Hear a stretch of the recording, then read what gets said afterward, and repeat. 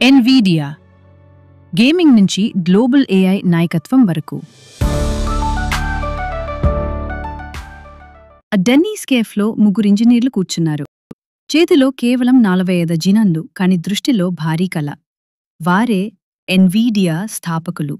నేడు వారి ఆలోచన విలువ మీ ట్రిలియన్. ఇదే ఎన్విడియా విజయం గాథ. 1923లో జెన్సన్ హువాంగ్, కర్టిస్ ప్రియం, క్రిస్ మలచౌస్కీ కలిసి ఎన్విడియాని స్థాపించారు. ఆ రోజు లక్ష్యం గేమింగ్ జీపీయూలు తయారు చేయటం. కాని హృదయంలో నమ్మకం, ఒకరోజు ఈ జీపీయూలు ప్రపంచాన్ని మార్చుతాయి. జెన్సన్ హువాంగ్ మాటల్లో, విప్లవాత్మకంగా ఎదగాలంటే బాధ అనివార్యం. ఆ రోజు గేమింగ్ నుంచి ఏఐ వరకు మార్గం. 2000 దశకంలో ఎన్విడియా జీఫోర్స్ జీపీయూలతో గేమింగ్ రంగాన్ని శాసించింది. ఒకరోజు ఏఐ పరిశోధకులు గ్రహించారు, జీపీయూలు ఏఐ ట్రైనింగ్కి ఐడియల్. ఇక్కడే మార్పు మొదలైంది.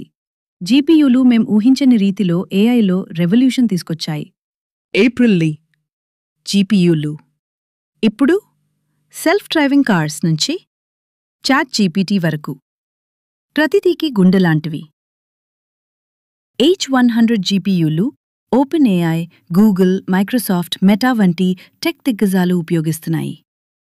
జెన్సన్ గారి ఐకానిక్ బ్లాక్ జాకెట్ చూసి గుర్తువస్తుంది, దిగ్గజ్ కంపెనీ కావాలంటే ఎవరు చేయలేని పని చేయాలి.